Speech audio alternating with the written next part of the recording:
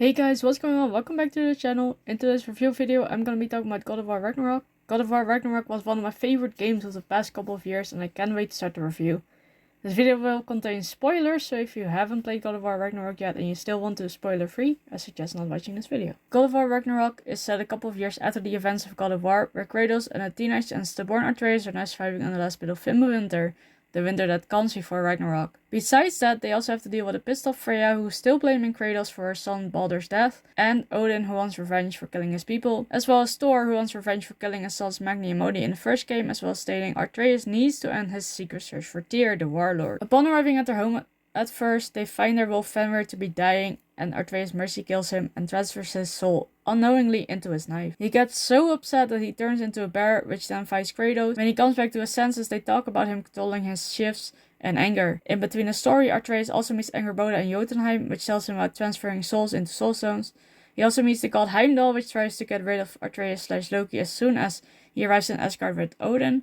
And he meets Thor and Sife's daughter Truth, which is generally nice to him until he and Kratos come back later to get rid of the Allfather. Freya eventually also becomes an ally after Kratos shares his first family's death in Greece, his vengeance against Olympus, and the emptiness of revenge. Freya starts to understand, and the two make amends afterwards. In between, they also free Garm in Helheim, but after figuring out Fenrir's soul is still in his knife, Atreus transfers the soul of Fenrir into Garm, making him an adorable big puppy, wolf, as well as eventually meeting Surtur in Muspelheim and convincing him to help defeat the Asgardians with them. Brock eventually learns that he has been resurrected by Sindri a while ago when Kratos and Brock set out to make the Draupnir ring a spear, making him angry at his brother. After killing Heimdall, Kratos gets the Kjalnhorn, which sets Ragnarok in motion. Not much later, Tyr, that had been rescued in the beginning of the game, turns out to be Odin in disguise that has been keeping an eye on them this entire time, fatally stabbing Brock after he points out that Tyr has been calling Atreus Loki like Asgardians. An enraged Sindri leaves the group, blaming Atreus and Kratos for his brother's death, which makes the group focus on Ragnarok fully. Trying to recruit as many realms as possible, they split up with Freya and Freyr,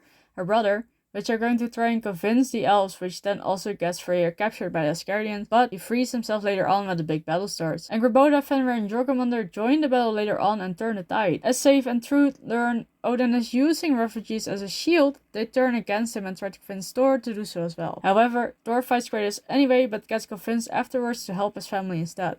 For this betrayal, Odin kills him instead. After battling Odin, Atreus shatters the mask that he has been looking for with Thor all this time for Odin to achieve more knowledge. And after Odin gets outraged about that, they kill him. Upon killing him, Atreus captures his soul into a soul stone, and upon discussing what they should do with it, Sindri pops up out of nowhere and smashes it in revenge for Brock, assuring Odin will never return. In the aftermath, Angerboda shows another mural that Fate, Kratos' wife, had purposely destroyed to ensure Atreus and Kratos had their own fate determined by themselves. Later on, Kratos finds a mural where he is shown as the god of peace and justice, beloved and worshipped by the people. He then recruits Freya and Mimir to rebuild and restore peace, and they attend the funeral for Brock. God of War Ragnarok has a lot of pros, but let me just go with the 5 that I think are most important. Let's start off with the graphics. I think on the PS4 and PS5 they look amazing. This game definitely proved that it was worth it in my eyes, graphics wise. Second off, it's a great story. I was really invested. I cried, I laughed, I honestly was shocked at some points. I think if you capture the Viking mythology, you really have to do it like this, and I think I personally was really proud of that. Third off, the combat is really clean, doesn't feel clunky at all. I feel like the blocking effect and the Draupnir spear, they're new, to me especially, and I feel like they basically made that really worth it. Like, it was a good combat system, and I really liked it. I didn't really block as much, and I honestly should have dodged a little bit more than I did, but it was good, it was worth it. Fourth, I want to say this, because I don't see a lot of people talking about this, but it was a good soundtrack. Music in this game has been really good, has been really flawless. I feel like it really adds to the effects, and I'm really proud of the people that made it. And last but not least, and honestly this is a really important one, I feel like, there's a lot to do on basically side quests or little events. I got sidetracked a lot in this game, and it's not even funny. Like, I would spend like an hour just doing side quests for no reason. You get some pretty good gear with some of them, so I would highly suggest doing side quests and like little, world activities sometimes. Also, of course, you have like little treasure hunt for like the, health and your rage leveling up. So honestly, there's a lot to do. You're not done with this game in like 5 hours, which is a really good thing.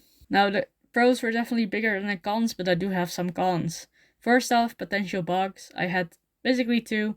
I had one where a guy just basically glitched into a wall. I don't know if it was meant to be that I couldn't find him, but I couldn't, and I had to kill him for the area to be like totally free, and I couldn't loot the area because he was there. I couldn't find him. Eventually I fixed this by just leaving the area and never coming back. Second thing, I also had one boss fight where I was ready to fight him, and he goes on the ground, he comes up and lands in the lava, dies. I I wasn't disappointed, I wasn't mad or anything, but that definitely defeats a little bit of a boss fight. But I don't know if that was a bug or just a random event that can happen, but I labeled it as a bug. Second off, photo mode, a new game plus came later.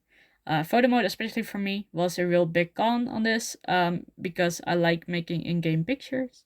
I like making them for thumbnails, for backgrounds, for friends to see, you know, for them to use for backgrounds. It doesn't really matter where they end up, but, you know, I was really disappointed to see photo mode come later. Then again, I had a PS5 by the time it was live, so frankly, it wasn't a big con, but it was a con, especially when you just started the game, because I wanted to make the pictures of the wolves, and with PS4 pictures, it takes a while, takes some time. With PS5, it's just easier.